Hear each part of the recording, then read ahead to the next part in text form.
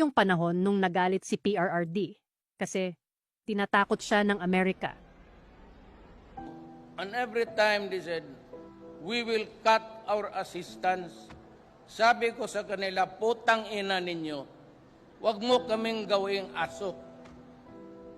Do not, sabihin mo na, as if I am a dog with a leash, tapos magtapon ka ng pan doon sa malayo, hindi ko maabot. Sabi ko, look at Section 7 article.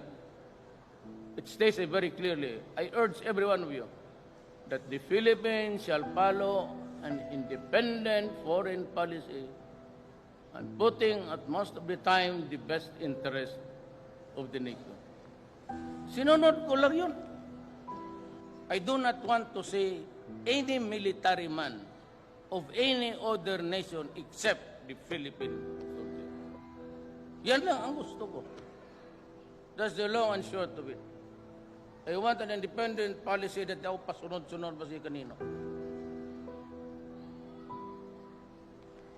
Sabi ko ito mga Amerikano, buang talaga.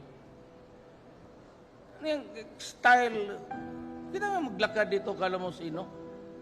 Wala pang mga visa itong mga gagong to. Tayo magpunta doon, pahirapan pa.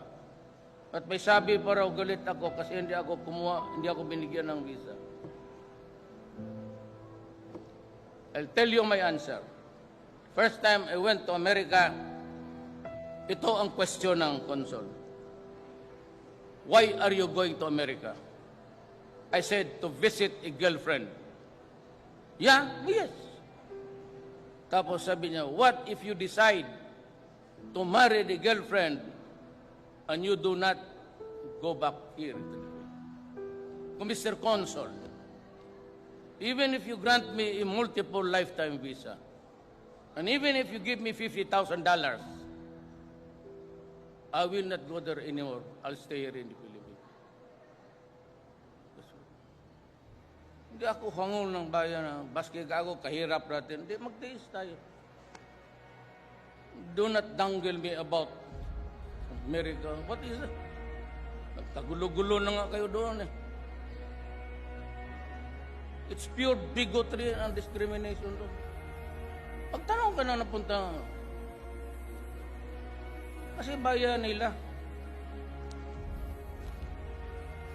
Before we can move forward, Mr. America, there are things, so many things. The massacre of the Filipinos before. These are historical hurts that would never go away.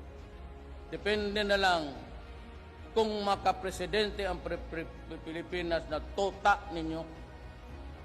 If you count me out, I am not one of you. I am not also a tota of any country. Mind you,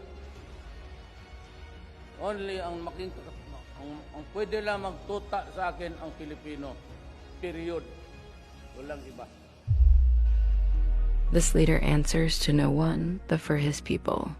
His loyalty lies solely with the dreams and future of his nation, proving that true leadership is not about power over others, but about unwavering dedication to the freedom and prosperity of one's own.